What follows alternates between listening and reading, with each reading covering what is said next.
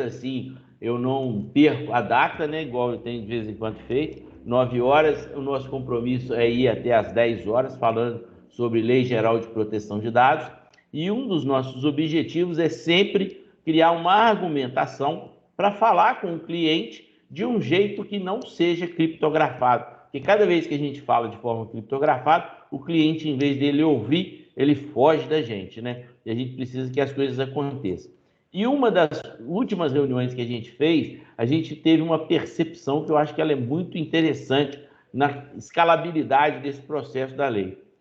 Não vai ter nenhuma empresa totalmente adaptada a essa questão da Lei Geral de Proteção de Dados, embora isso nunca esteja pronto, sem que todas as empresas que façam conexão com ela, que seja o contador, que seja o RH terceirizado, que seja as logísticas para levar e trazer, que precisam de estar também terceirizados, e aí são CNPJs controladores, todas as vezes que tem uma empresa conectada à sua empresa, aquela empresa também tem que estar adaptada. Então, quando a gente começar a trabalhar em uma empresa, provavelmente a gente vai escalar isso em todas as empresas que estão próximas dela ou que estão trabalhando com ela. Então, esse é um dos motes que a gente agora tem que começar a transformar como o nosso principal argumento de achar o primeiro cliente, mesmo que esse primeiro cliente ele nem seja remunerado o nosso trabalho, porque ele vai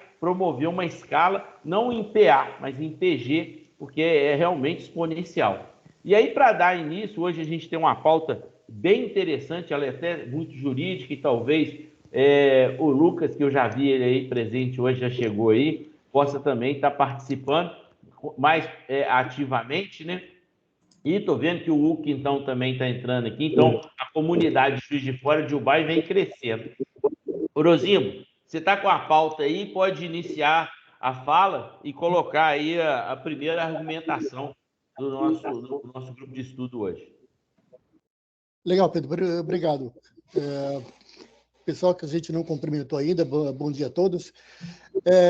A gente tem visto como nós, vamos colocar, nós do TI, a gente não fica atento aos bastidores, o que está acontecendo, e em relação ao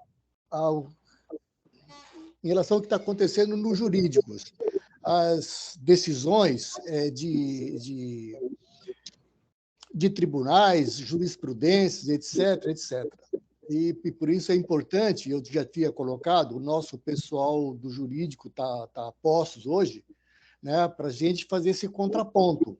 Né? A base inicial foi aquela decisão, né, aquele parecer do TJ de Santa Catarina, né, onde a gente discutiu alguma coisa aqui, né, e eu queria, antes de entrar naquele caso, de fazer algum contraponto, algumas observações daquele caso, eu queria comentar o seguinte: a discussão atual hoje, em relação à LGPD, do que o pessoal contesta os processos que são abertos, né? Eles são colocados hoje de modos opostos, né? Ou seja, o simples argumento do ato em relação à LGPD já poderia criar automaticamente uma indenização. Isso estou colocando em se tratando das pessoas que entram com o processo visando danos morais, tá? Como foi aquele caso lá de Santa Catarina. Tá? O segundo ponto, né, quando ocorrem as indenizações, implicaria a obrigatoriedade de apresentação de provas de danos factuais de posse do requerente, como aconteceu lá em Santa Catarina. E não seria levada em conta suposições ou mera expectativa de prejuízos. Isso aqui vai ficar bem claro daqui a pouco num outro texto. E nesse contexto, o que acontece? O Tribunal de Justiça de São Paulo ele vem admitindo entendimentos sobre a necessidade de que o requerente apresente os dados obtidos para ratificar a uma pretensa indenização causada pela violação de dados. Vamos a um caso prático. Recentemente, o TJ de São Paulo reformou houve um julgamento, foi dado ganho de causa ao titular de dados, que havia reclamado, né? E o TJ de São Paulo reverteu, ele reformou uma sentença, né, ligada a uma ação anterior, que já havia sido julgada em primeira instância, do ramo imobiliário. A empresa inicial havia sido condenada a pagar 10 mil a título de danos morais a uma pessoa que alegou compartilhamento indevido de dados, assédio e importuno sofrido por outras empresas. Empresas essas que não tinha nada a ver com a empresa que ele tinha feito negócio. Tá? Empresas de decoração, de telefonia, de seguro, de bancos. E adotando jurisprudências,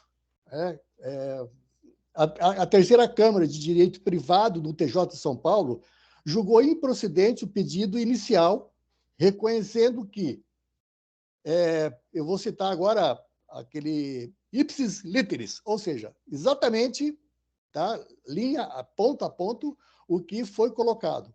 Tá?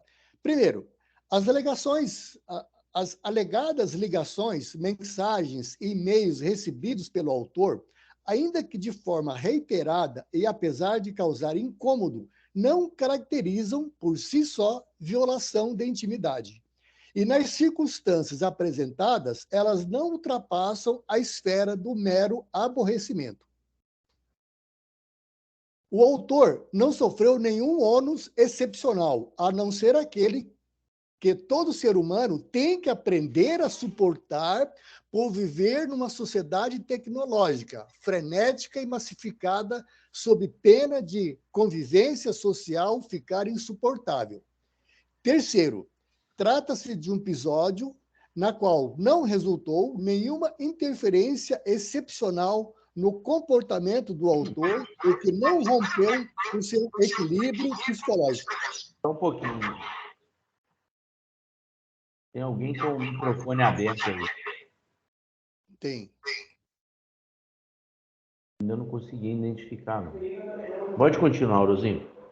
Então, são esses 3 itens que eu coloquei, que isso tem servido de base de alegação. Aí eu quero ouvir agora os nossos colegas os operadores do jurídico, né? Que posição que eles têm a respeito. Tá? E uma outra coisa que eu consegui levantar, conversei com um amigo ontem ainda, da área jurídica aqui de Curitiba, e fiz algumas pesquisas, que as jurisprudências que o pessoal tem se baseado, ela está se alastrando. Meu amigo pode estar errado, o que eu li pode ter alguma distorção, a minha interpretação pode estar divagando, tá? Mas a posição que eu tenho hoje é que as sentenças, né? Os juízes não estão buscando isso só proveniente da LGPD. Aquele caso de Santa Catarina é bem claro. Ele foi buscar alguns itens, né, alguns pareceres do artigo 43 ou 44 do Código de Defesa do Consumidor. Tá? Ele busca também da LGPD, mas ele também busca do Código de Defesa do Consumidor. Tá? Então, para não tomar muito tempo, só do que eu falei aqui, eu gostaria de algum comentário dos nossos colegas da área jurídica. Orozinho, eu levantei a mão aqui porque eu achei que esse assunto ele bate muito com o que a gente tem conversado. Se eu entendi perfeito ali, nem todo mundo, a justiça não está dando como punição ou como percepção de falha da lei geral a exposição eventual de um usuário, porque isso faz parte dessa vida frenética e digital de tudo, né? Usando um termo jurídico aqui, aquele dano moral presumido, né? Que os nossos amigos eles falam em ré ipsa. E aí... Então, para os juízes, para os tribunais, não existe isso. né? Dano moral presumido. Tá? É isso que esse dano moral presumido. Isso aí acho que seria, digamos assim, o carro-chefe da gente, o que a gente vai discutir aqui. E uma das coisas que isso também foi bastante discutido no nosso grupo, a gente colocou que o usuário ele precisava de se postar diante da lei e falar o seguinte: eu tenho meus direitos, você tem que preservar eles. E às vezes até burocraticamente, olha, você tem meus dados, eu vou te mandar aí um pedido para que você exclua os meus dados, e além de você excluir, você tem que documentar para mim como se isso fosse a cereja do bolo por conta de um usuário criando um esforço dentro das empresas. E aí, volto a posicionar. Eu nunca achei que isso chegasse a ser um acelerador do negócio de compliance. Porque, às vezes o jurídico pode até posicionar diferente, porque o usuário ele é um só, e se ele começar a abrir uma questão para cada coisa que ele achar dúvida, ele vai criar um problema que a justiça vai ter que tratar isso de outra forma. Ela vai falar o seguinte: ó, eu vou criar uma fila aqui, mas não vou tratar esse assunto aqui não, até a gente pacificar ele, ou às vezes até ter uma conversa mais séria. Mas independente disso, a gente precisa de olhar e falar o seguinte: eu posso não ter a vulnerabilidade porque eu vazei um dado daquela pessoa preventivamente. Porque eu não posso virar e falar que você tem um dado e por conta disso você já tomou, você já falhou. Às vezes, eu adquiri os dados porque eu tenho uma necessidade de emitir nota fiscal, de qualificar um exame de saúde, de identificar um documento, um contrato, alguma coisa nesse sentido. Mas isso não significa que eu estou expondo seus dados a uma briga. E os seus dados estão sendo expostos no Google, no Facebook, que eles estão vendendo. Pode até ser de forma anônima, mas fica te perturbando o seu computador, mostrando um punhado de coisas que eventualmente você nem quer ver. E você nem pode tratar isso ou questionar. Então, nesse caso de São Paulo, que eu falei que são empresas de decoração, empresa de telefonia, tal, a pessoa acabou de finalizar o contrato com a empresa imobiliária, ela comprou uma casa, alguma coisa assim, se não estou me enganado, e começou a chover ligações, né, de telefonia, vendendo planos, né, pessoal de decoração, várias empresas, todas ligadas à área de entrega do imóvel, né? De em finalizar. relação a imóvel. Então, isso, o cara comentou que realmente ele ficou desesperado, porque não aguentava de tanta ligação. Né? E depois, isso que é o tipo da coisa, a gente está colocando aqui distante, a gente não viu, não conhece o processo, a gente não está falando como leigo aqui, tentando gerar uma discussão e ouvir os nossos colegas do direito, né? Como é que isso realmente funciona. E a Arisa levantou a mão aí. Arisa, você está com a bola da vez, depois é o Dante. Eu vou... Foi o que o Odosimpo falou, a gente não tem conhecimento profundo do processo. Eu falei isso no grupo também, no dia que surgiu lá sobre Santa Catarina. E aí, antes de iniciar, eu vou colocar alguns pontos que a gente precisa lembrar. Primeiro, que todo dia surge uma lei nova no Brasil. Na parte tributária, por exemplo, quem é especialista em tributário, todo dia tem que ficar procurando. Lei aparece o tempo inteiro. O juiz de uma comarca de vara única, por exemplo, que é o que a gente chama, aquele juiz que trata da área de família, civil, empresarial, penal, que são em cidades pequenas, ele tem que estudar todas as matérias para poder julgar todas as matérias. Então, é difícil, às vezes, o juiz estar a par de tudo que surge. No caso de Santa Catarina, por exemplo, que eu percebi, o desembargador ele falava sempre no CDC, no Código de Defesa do Consumidor, que é uma lei consolidada, é uma lei que todo mundo conhece. Me pareceu um pouco que ele não conhecia muito bem a lei de LGPD, tanto que ele não cita a lei. Se vocês repararem, ele cita apenas no final ali um artigo e só. Ele não se baseou na LGPD para tomar a decisão dele, ele se baseou no Código de Defesa do Consumidor. E o que o Pedro ele cita o artigo 44 da LGPD. 44, só.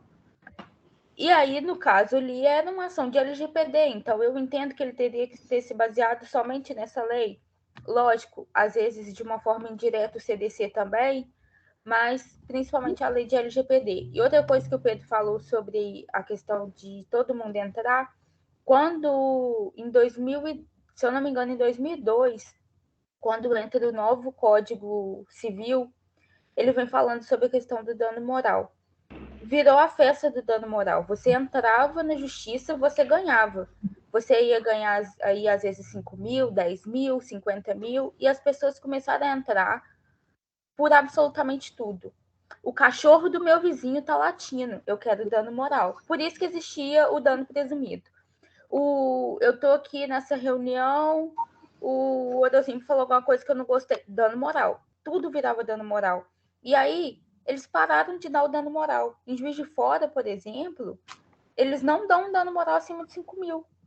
Por quê? Porque as pessoas começaram a entrar tanto, começou a abarrotar tanto o nosso judiciário, que já é um judiciário atolado, que eles começaram a cortar. E eu vejo um pouco disso também na questão do LGPD. Se eu começar a dar um monte de indenização por conta de LGPD, porque os meus dados estão expostos, vai virar festa. Vai todo mundo entrar na justiça, vai todo mundo querer indenização, e aí vai virar outro tipo de problema.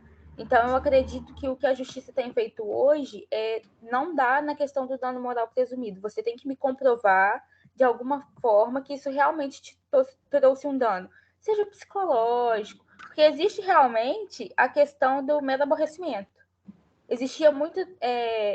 essa questão do medo aborrecimento aconteceu no banco, que a pessoa ia para o banco e aí, não sei se é uma lei, se é uma jurisprudência, o que fala que existe um tempo que você pode ficar sentado ali, que é tempo curto, acho que é 20 minutos. 20 minutos. Passou desses 20 minutos, não pode, tudo. E aí, o que as pessoas começaram a falar? Ah, não, eu fiquei 1 hora sentado no fila do banco, eu vou entrar na justiça. E aí a lei veio e fala, não, isso é mero aborrecimento. Você ficar sentado muito tempo, você ficar em pé numa fila é mero aborrecimento, não te trouxe problema nenhum.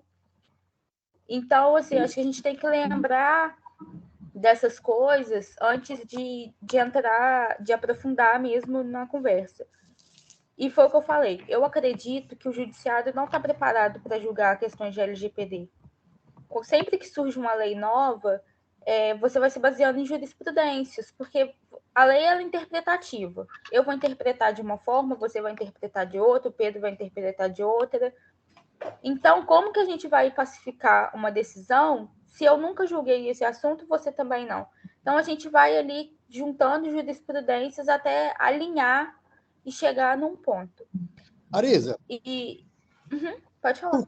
Por conta disso, não estaríamos vivendo até que todos os tribunais, que todos os juízes, eles tenham conhecimento da lei, né?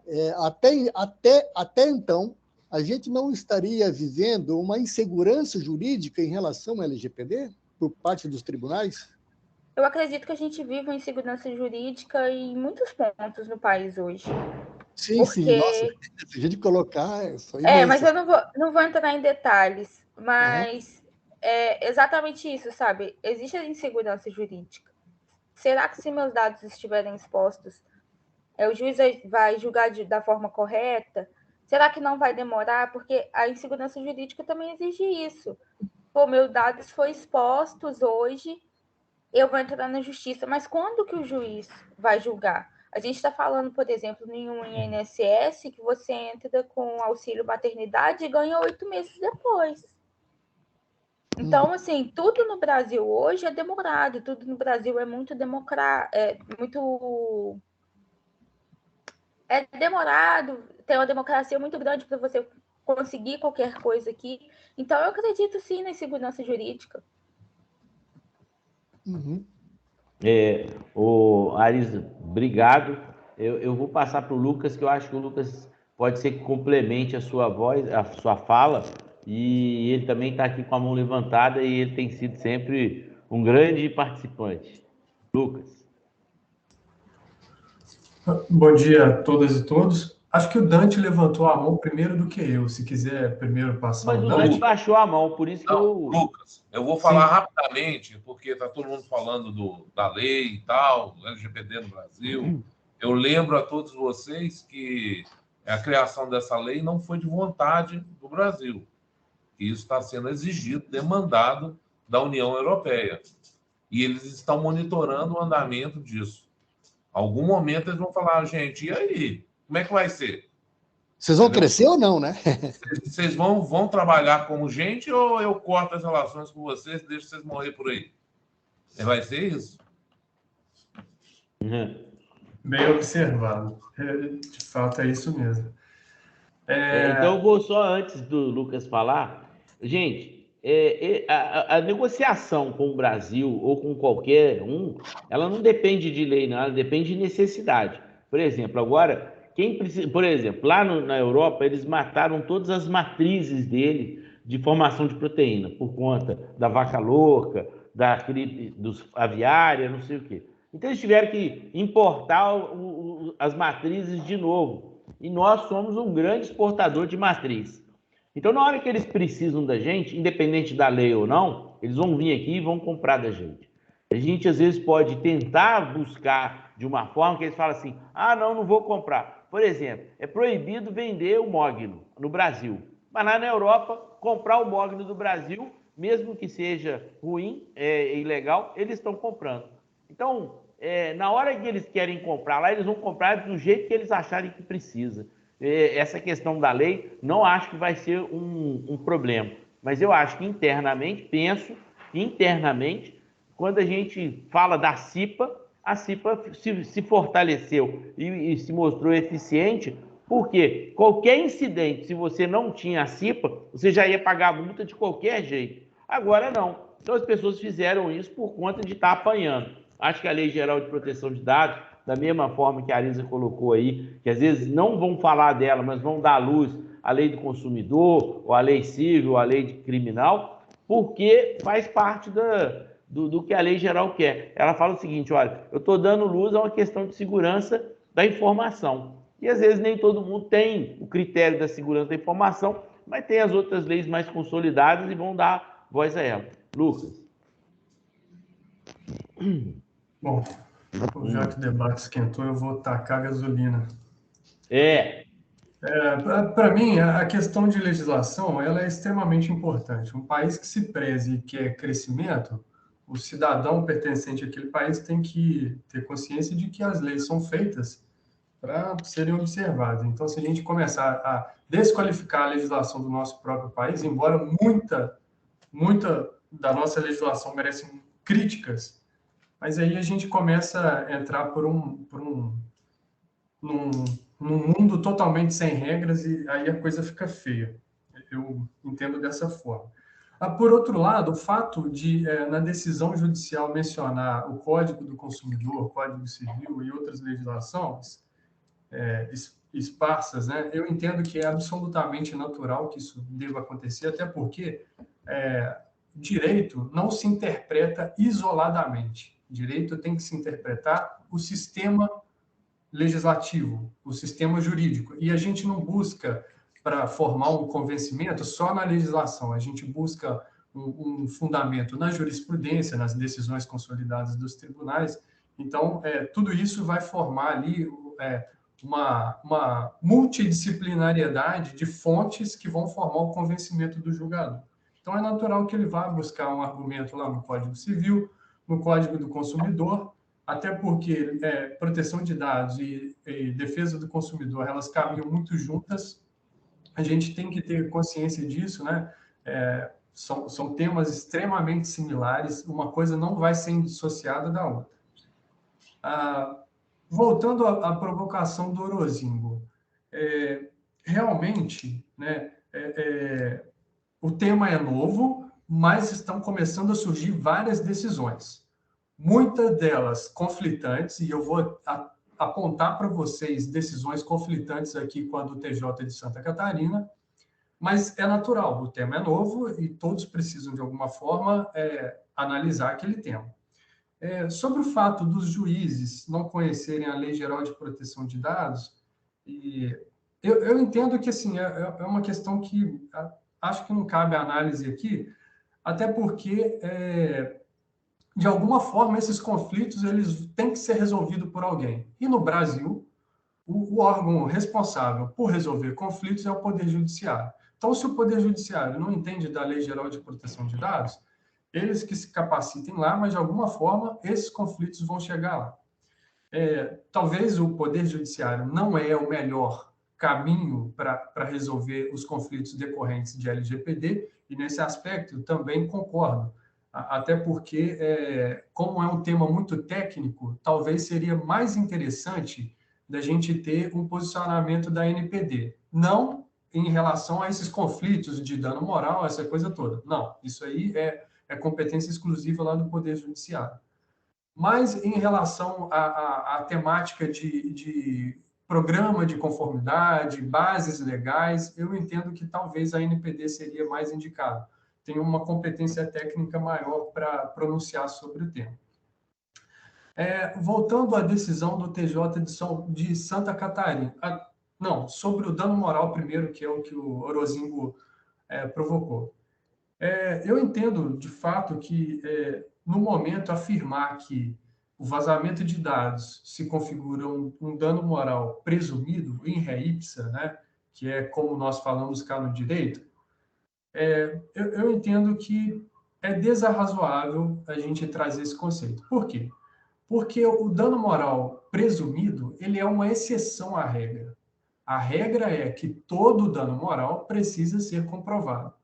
E a gente está tratando de vazamento de dados, de novas previsões no ramo da proteção de dados, exatamente de forma muito recente. Então, se a gente pegar todo esse tema e já colocar ele no quadrinho da exceção, eu acho extremamente desagradável da nossa parte e até desajeitado, né? Porque a gente primeiro tem que verificar se o vazamento de dados ele não se enquadra na regra do dano moral que deve ser comprovado, para depois a gente enquadrá-lo como presumido. Mas, beleza. Vejo decisões de vários tribunais em conflito, né? TJ de São Paulo, por exemplo, tem duas decisões. Tem uma decisão falando que é in re ipsa, presumido, e tem uma outra decisão falando que o dano moral deve ser comprovado. Eu acredito que a que vai prevalecer, o argumento que vai prevalecer é que o dano moral precisa ser comprovado. Agora, voltando na decisão do TJ de Santa Catarina. Eu tenho ela aberta aqui e, basicamente, o que estava sendo discutido lá é a questão de um serviço que é oferecido pelo Serasa, como se fossem base de dados, listas de dados pessoais, e que as pessoas jurídicas, as empresas, comprariam essas listas e teriam um perfil mais detalhado do consumidor para oferecer um serviço específico, né, personalizado para aquele consumidor. Então, o que está em discussão é isso. Esses bancos de dados, essas listas, não são negadas pela instituição, né? Ela, de fato, ela entende, ela reconhece que existem essas listas. E aí, a autora da ação, ela diz que, pelo fato dos dados pessoais dela serem comercializados e dispostos a terceiros, por meio desse serviço, ela entende que há um dano moral, porque ela não sabe quem que vai adquirir esses dados pessoais, alguém pode adquirir com má fé, pode fraudar, etc. E aí, com base nessa alegação, que eu não posso, né, afirmar que ela é genérica ou não, porque eu não tive contato com o processo, não sei das provas, então eu não posso afirmar isso. Mas com base nessas alegações, o juiz de primeira instância entendeu que não havia dano moral e também o desembargador em segundo grau entendeu que não havia dano moral. E aí, uma coisa que eu quero trazer para vocês é o seguinte, que eu achei interessante. A grande discussão é o serviço que é oferecido, essas listas contendo dados pessoais, esses bancos de dados que são oferecidos às empresas que querem pagar para ter acesso a esses dados pessoais. No TJ do Distrito Federal, a gente está falando Distrito Federal, Brasília, houve uma ação civil pública iniciada pelo Ministério Público do Distrito Federal, discutindo exatamente o mesmo serviço. Eu tenho as duas decisões aqui, é o mesmo nome do serviço, as mesmas características, as mesmas informações que vinham do site da instituição lá. E o interessante é que, na primeira instância, o juiz reconheceu que esse serviço estaria irregular, ou seja, violando a Lei Geral de Proteção de Dados, e, em grau de recurso, também foi reconhecido que esse serviço violava a Lei Geral de Proteção de Dados. O mais interessante ainda é que, no meio dessa decisão, foi discutido qual a base legal mais apropriada para fundamentar aquele tratamento de dados. Vejam bem que é uma discussão extremamente específica. E tem até algumas críticas, né, sobre o que foi discutido, a forma como foi discutido na decisão, nas duas decisões lá do Distrito Federal. E aí, eu estou trazendo só numa análise bem superficial, para não ocupar muito tempo, como que dois temas, o mesmo serviço foi analisado por dois tribunais diferentes.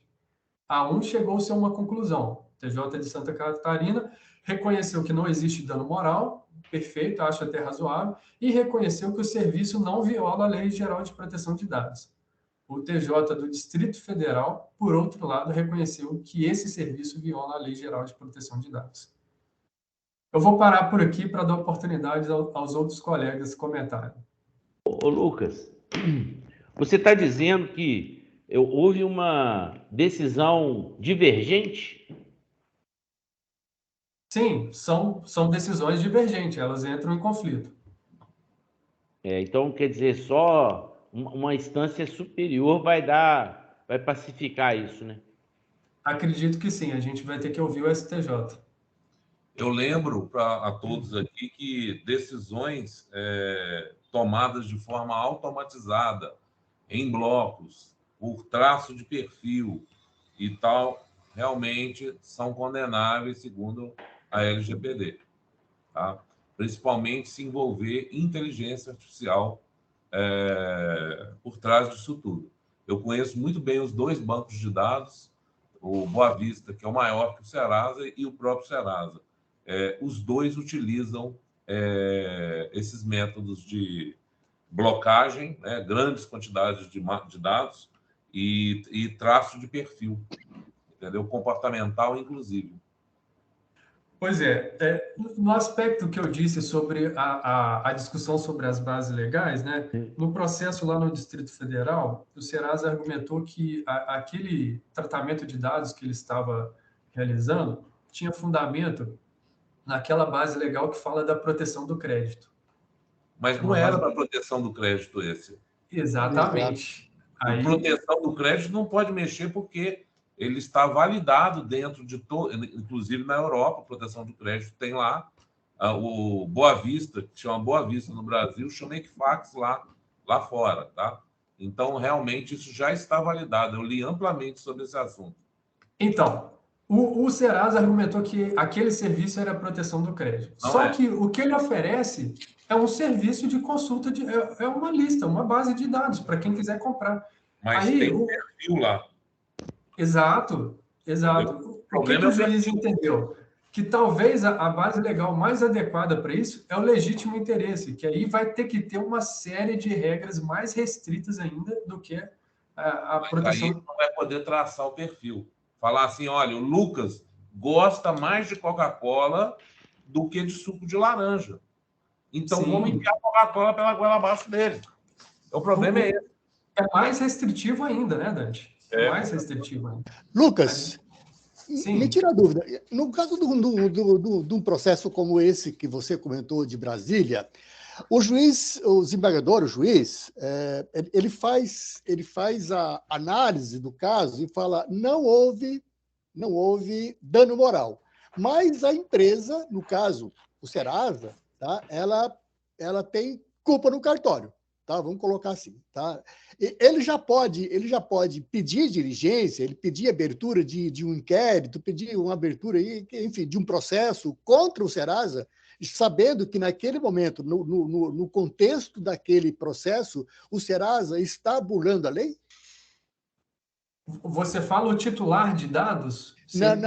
Não. Houve o processo, tá? A pessoa está falando, o Serasa está violando,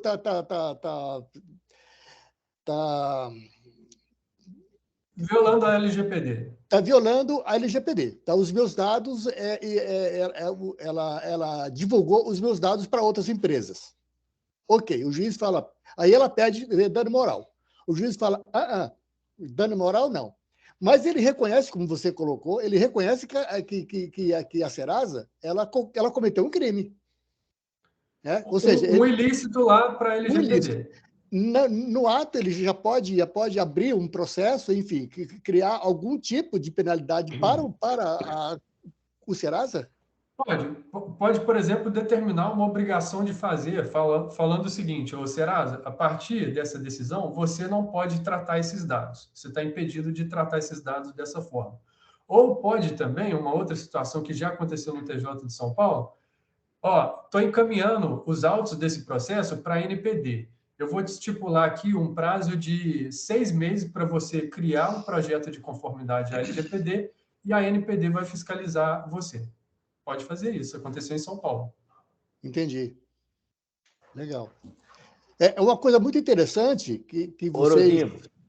Só lembrando, o Hugo está com a mão levantada aí, tá? Isso. Tá. Eu não estava vendo aqui. Desculpa, Hugo. Fica à vontade. O protagonismo hoje é de vocês. Não, que isso. Bom dia, pessoal. É que a discussão está muito boa, realmente, né? Quando envolve essa questão de dano moral, principalmente, né? Sempre é muito polêmica. E o Lucas até falou muito bem aí da decisão de Brasília, que também é recente, que ela exatamente vai ao contrário, né, daqui de Santa Catarina, da decisão de Santa Catarina. Mas eu vejo, nesse momento, a questão do dano moral em relação à LGPD mais como um fato dos tribunais terem o receio de banalizar o dano moral. Até foi muito bem colocado pela Arisa ali, né? Então, assim, existe realmente a famosa, a gente chama no meio jurídico, né, a indústria do dano moral. Qualquer coisa você vai entrar com dano moral. Mas, por outro lado, no meu ponto de vista, né, nessa decisão especialmente, realmente uma afronta à LGPD. Então, no final, aí o Orozino colocou até muito bem, né, dessa pergunta que o Lucas explicou também, que talvez a questão seja a necessidade de você aplicar medidas, né, coercitivas, que a gente chama, né, contra as empresas, contra o Serasa, por exemplo, uma restrição da venda dos dados, como uma obrigação de não fazer, né, que ele não venda os dados, sob pena de aplicação de multa. E a avaliação do dano em si, né, que tem que ser verificada no caso concreto, se realmente houve, né, a ofensa a algum, né, direito da personalidade ali do titular dos dados. Porque também eu não gosto muito dessas decisões que falam assim, isso é mero aborrecimento. É mero aborrecimento para o juiz que está ali, que está decidindo, para o desembargador, mas se fosse ele, eu duvido que ele falaria que fosse mero aborrecimento. A gente vê isso muito no dia a dia. Então, esse fundamento de mero aborrecimento, isso realmente me aborrece bastante. Eu não gosto disso. Eu acho que deve ser focado e fundamentada a decisão em casos, né, realmente onde aplicou-se ali, teve o dano moral comprovado e se de fato houve ali uma ofensa à legislação. E, por fim, acho que também há muito desconhecimento, de fato, dos juízes, né, principalmente de primeira instância, até mesmo os tribunais, em relação à própria LGPD. Né? Então, basicamente, era isso aí que eu gostaria de falar sobre o tema. Morélio, você está com a mão levantada, mas me permite apenas um item só. No mérito, lá de Santa Catarina, tirado do próprio documento que a gente tem, né, o item A, ele fala aí que a demanda na realidade, parte da indústria do dano moral. Isso, eu queria chegar aí, porque isso já era esperado. Eu tinha ouvido de vários pessoas da área jurídica e até fora do jurídico que isso iria acontecer. Né? Falou, toda lei nova, no Código de Defesa do Consumidor, isso aconteceu. Agora, então ele fala que a demanda é, na realidade, parte da indústria do dano moral, alimentada por advogados que criam pretensões judiciais descabidas em larga escala e depois saem em busca de consumidores para nomearem suas iniciais. Né? É isso que você falou. Né? Tudo bem, Morelli? Eu, na realidade, não vou me meter aqui a falar em jurídico, mas eu quero fazer uma pergunta para o Lucas. E fiquem à vontade os outros advogados também, se quiserem complementar. A minha pergunta é a seguinte. Para o juiz dar uma decisão dessa, existe um fato gerador, ok? Quando o Orozimbo pergunta se, em função da decisão do juiz, eu posso fazer um outro processo para julgar se houve crime, se não houve crime, eu não estou criando... A minha pergunta é a seguinte, o fato gerador não é um único processo, eu não teria que subir a instância ao invés de ter um outro processo? Não sei se ficou clara a minha pergunta. Entendi.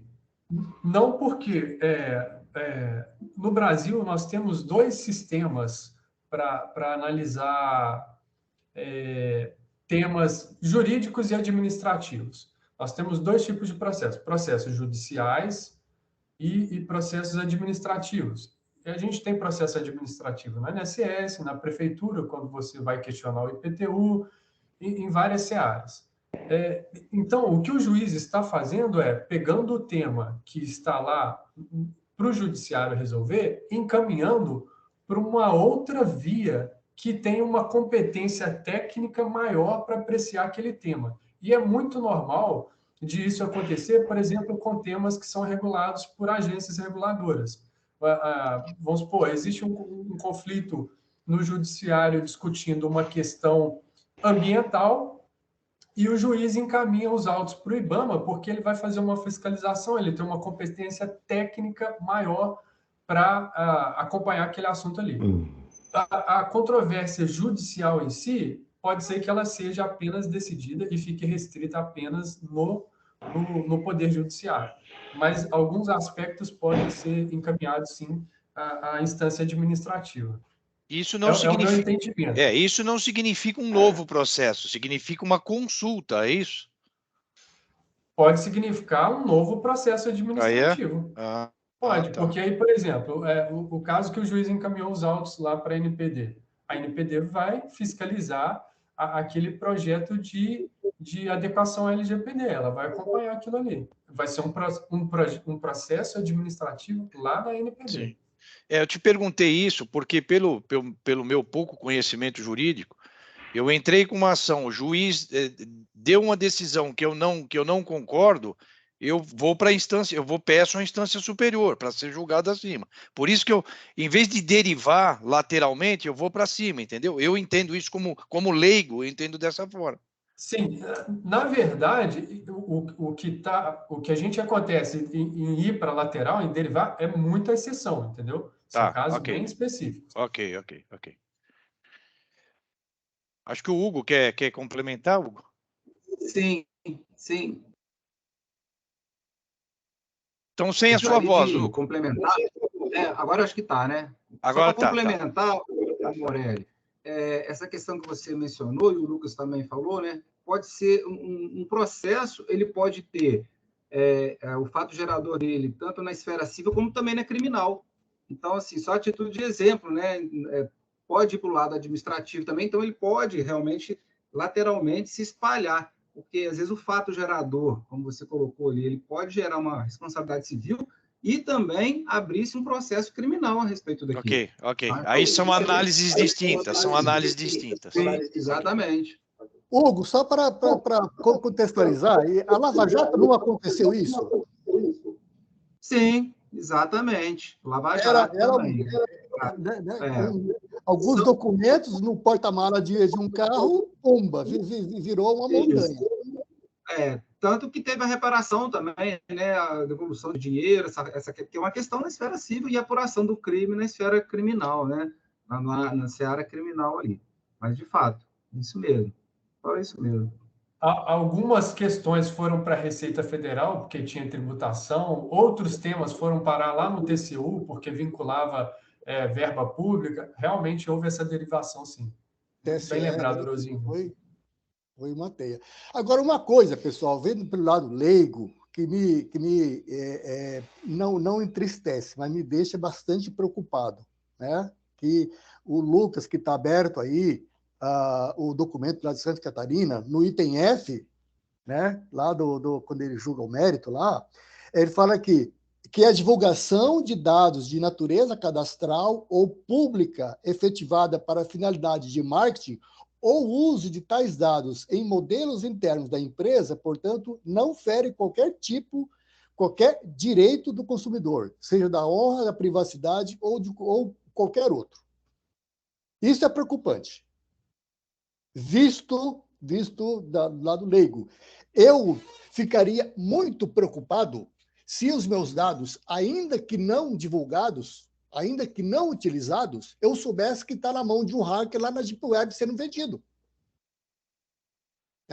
Então, mas nessa ação de Santa Catarina, a empresa, né, o que ela colocou? Falou que a pessoa, né, ela não se interessou em impedir a exclusão dos dados, né? Ela não tomou ações ativas, né, para que o dano fosse ressarcido, o dano fosse mitigado antes que fosse aberto uma ação, né? Ela simplesmente foi lá e abriu a ação, por presumir que aquilo poderia ser um dano moral futuro para ela, né? Aí que o pessoal falou, aqui não, queridinha. Então, mas quando ele coloca esse item F aí, realmente me preocupa. Tá? Eu queria ver a posição dos senhores.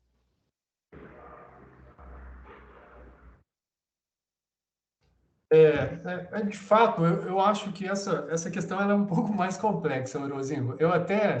Eu tive estudando esses dias para tentar formar um posicionamento aqui, porque eu acho que a grande questão que a gente precisa responder e ter uma ideia aqui jurídica essa compra e venda de dados, ela é legítima ou ela esbarra na LGPD?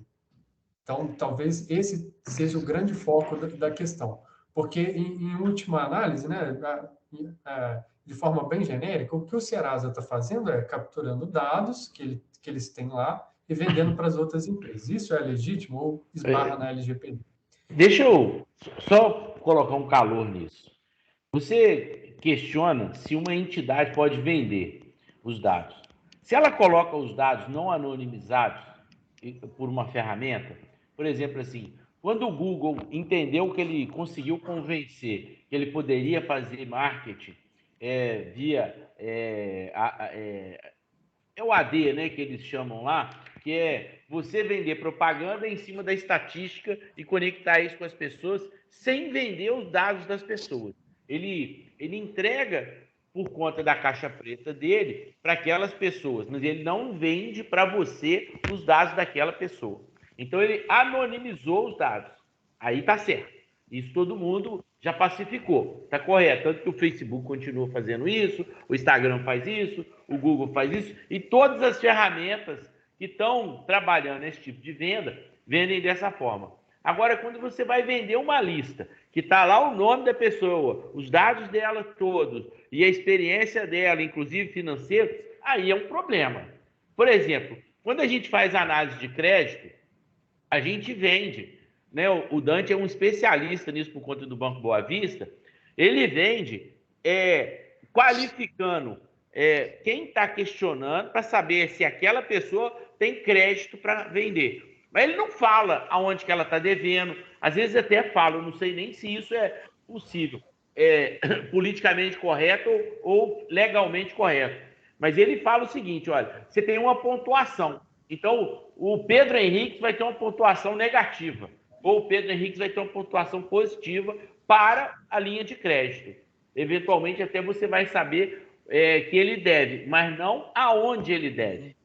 Então, a gente precisa de ter muito claro, quando a gente vira e fala o seguinte, alguém pode vender os dados das pessoas? Eu acho que isso, ainda mais uma entidade, não pode.